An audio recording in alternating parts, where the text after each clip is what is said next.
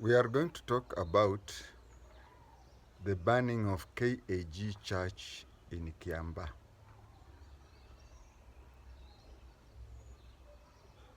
I want to share my feeling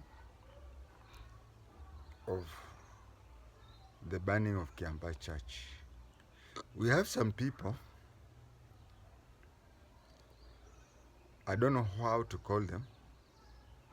Whenever something little happens, they're very quick to make judgment. I remember one of them is a lady from my clan. When the athlete T had an accident along Eldoret Iten Road, Eldoret Ravine Road, I wanted to talk to her about it. She said, no, the man has been killed. The man has been killed. And these people are usually quick to say killed by the state. She told me, I met with somebody who claimed to be from there.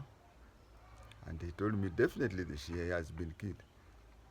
And then I said, but have you forgotten I used to work there? I said, you used to work there a long time ago. Now, the geographical features of a place, like when you're going to Nakuru, there is that place called Viewpoint. A person who saw the viewpoint in 1990 and a person who sees the viewpoint today, just that the same. But you find the same people, once the truth has been found, and you have to sit down with him or her and review the case, then you find the person has already moved on. Unaongea juu ya hiyo, hiyo tulisahau zamani. So I want to talk about Kiambaa KAG Church, and I may include other ICC related few instances. Kiambaa, the place is in Eldoret. For those of you who may be passing there and do not know where it is, I think you have passed a place called Ainabukoi. You have passed a place called Tharaka. You have passed a place called Burnt Forest. It is in that general direction, somewhere there. So assume that Kiambaa Church is somewhere there. Why was it called Kiambaa Church? When the Europeans were moving out, people used to organize themselves into groups to get land. Now, depending on who is speaking, some say Kenyatta, through Angaine, used a lot of influence to have many Kikuyus acquire land in Rift Valley. But those of you who may have gone to a place like Kwanza constituency, you'll find that there's a place called Keringet. Keringet was people settled there from Keringet in Kericho. Next to Keringet, there is a place called Luhia Farm. Luhia Farm.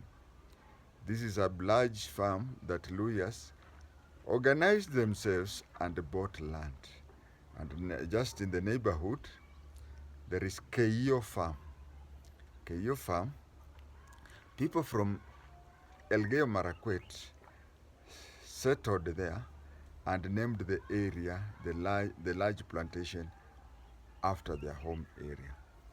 So likewise, some Kikuyus from Kiambaa in Kiambu settled in Uasin Gishu. They settled in Uasin Gishu and decided to name the place Kiambaa. And since some of them were members of the KAG Church, and the KAG, just like you can say KAG in Kibera or KAG in Kileleshwa. So since the place was called Kiambaa Farm, The KAG there was called KAG Kiambaa. I want to say this, that the person, if I were to meet relatives of those people who were killed in Kiambaa, the person I would blame is none other than Ocampo. Not only Ocampo, but ICC. See, the first thing, I look at the shamba, at the church. These people assembled at a church. Let us ask yourself, and I'm talking as half a Kikuyu. If we have to go into tribalism, the people who died there were Kikuyus, my mother's tribe. Now, let us look at it this way. These people had planned, the Kalenjins, the Nandis. The Nandis had planned to burn houses. Yes, that is given. Why am I saying so? I'm saying so because issues of Nandis or even Kalenjin, but mostly Nandis, more than any other tribe. If you look at the Kalenjins who have wanted people to get out of Rift Valley, over 90% of the complaints are derived from Nandi tribe. Now, look at Kapkangan, the fight between Luhyas from Vihiga and the Nandis. The fight that was there since 1977. And even at one time, we had a problem that Ambwere had to hire Angola Msumbich from Kakamega to go and fight on the side of the Luhyas. So Nandis, it reached a time, even before Moi became the president, when Nandis now wanted other tribes to get out of Rift Valley, and the Nandis settled there. When the Wazungus came and whatever, the population of Nandi, and when Kenya was gaining independence, it is tribes like Kikuyus that had already started experiencing population burst. But Nandis came in the 70s, 72 to 77, even before Moi became the president. That is when Nandi started experiencing, if you look at people who inherit lands, look at me. I'm called JI-TENGE. My father was called Lando, and my grandfather was called JI-TENGE. Now, if you look at my shamba, 6 acres, and you look at JI-TENGE shamba, I think if I'm on the lower side, JI-TENGE had 600 acres.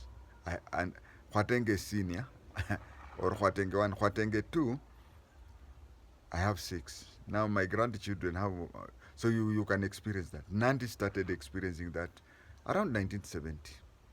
So Nandis, more than any other Kalenjin sub-tribe, started feeling that people should move out. So these things, they usually use it during campaign times. And campaign times, when you want to be the president, you look for a very popular person from each tribe. You take a Nandi politician, you tell them he's the minister for ABCD, so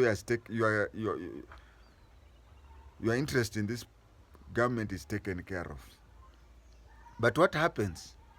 Once you differ with him? Then he remembers that non-Kalenjins are occupying Rift Valley land. So he says, Endeni. That is how it is. And when you appoint him to take interest of the Nandi, he does not take interest of them, because he wants them to be in abeyance so that the day he'll need them, they are there. Supposing you appoint an Nandi as a vice president, the following day he answers all the problems of intertribal tension on land in Rift Valley. Next time you sack him, he cannot go back to them and say to Menini. That is why.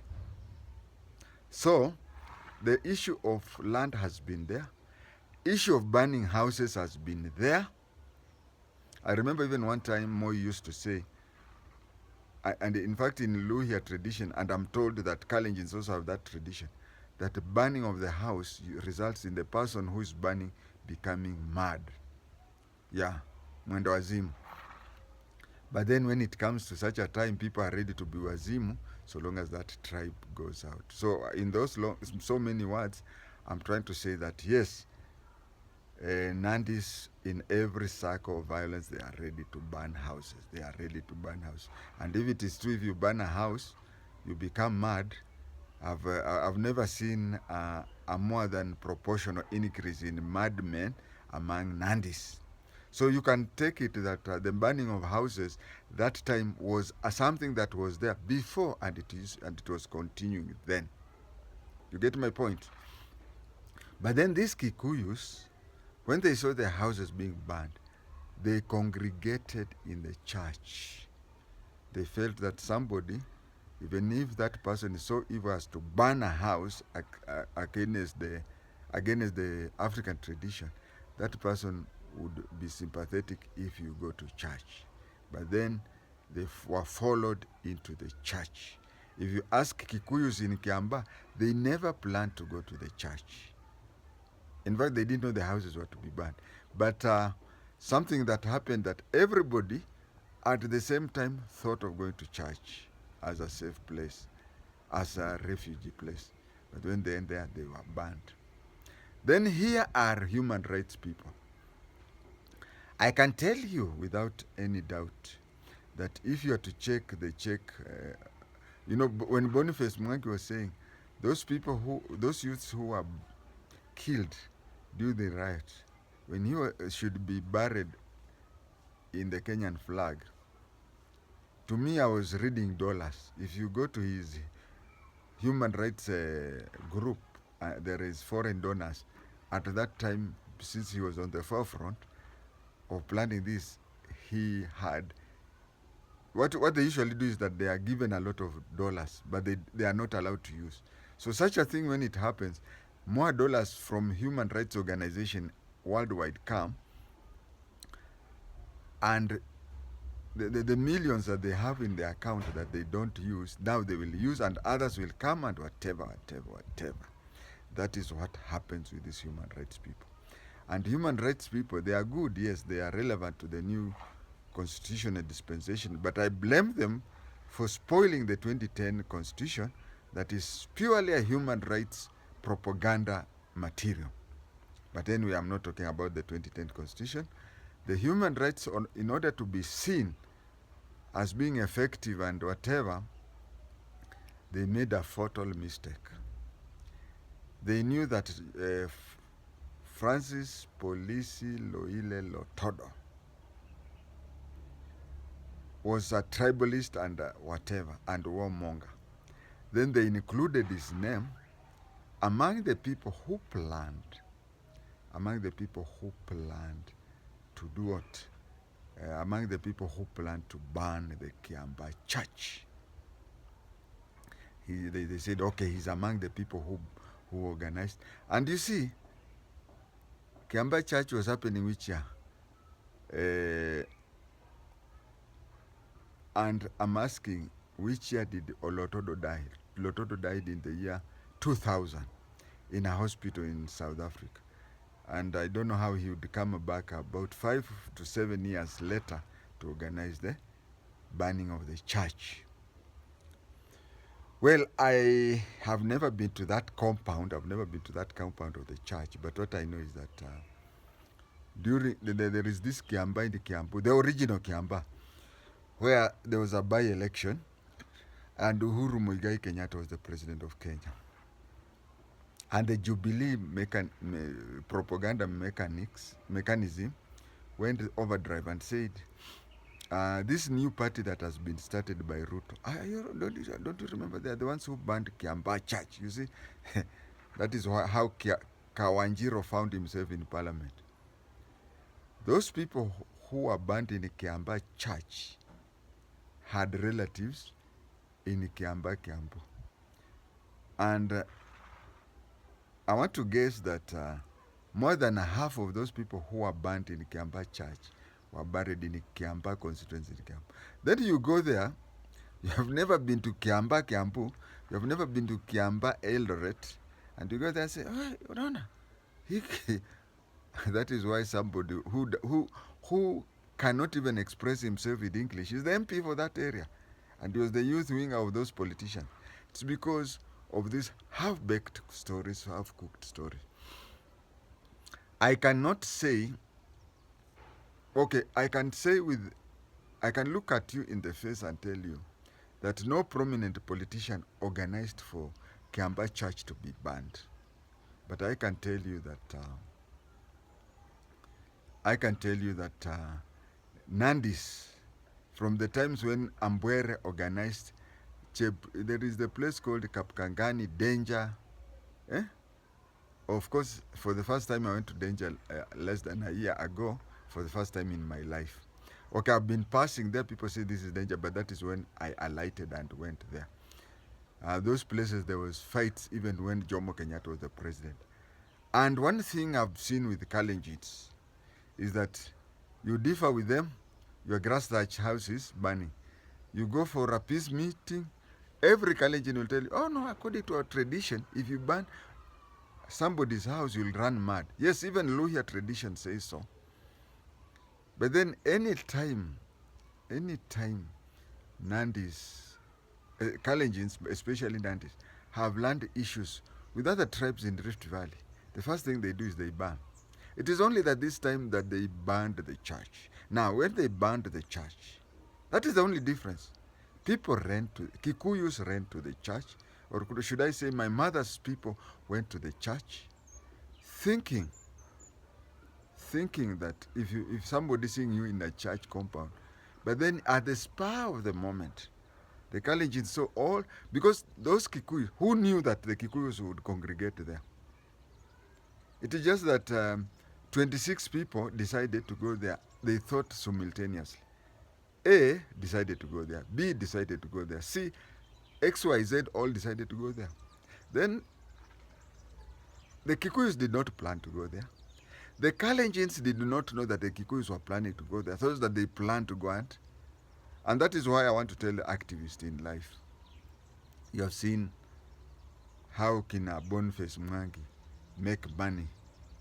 But this time, it was not Boniface Mwangi who said that Police Francis Loile Lotodo organized no, but his type of people kindly organize something that, because in courts, organize something that has a dead end. This thing of throwing names, it may have happened that those people who are taken to Hague may be as guilty as hell. But have you heard that in court cases, somebody is convicted beyond reasonable doubt? Beyond reasonable doubt. Now, when you say that Lotodo organized, let us say that the person who organized, financed, and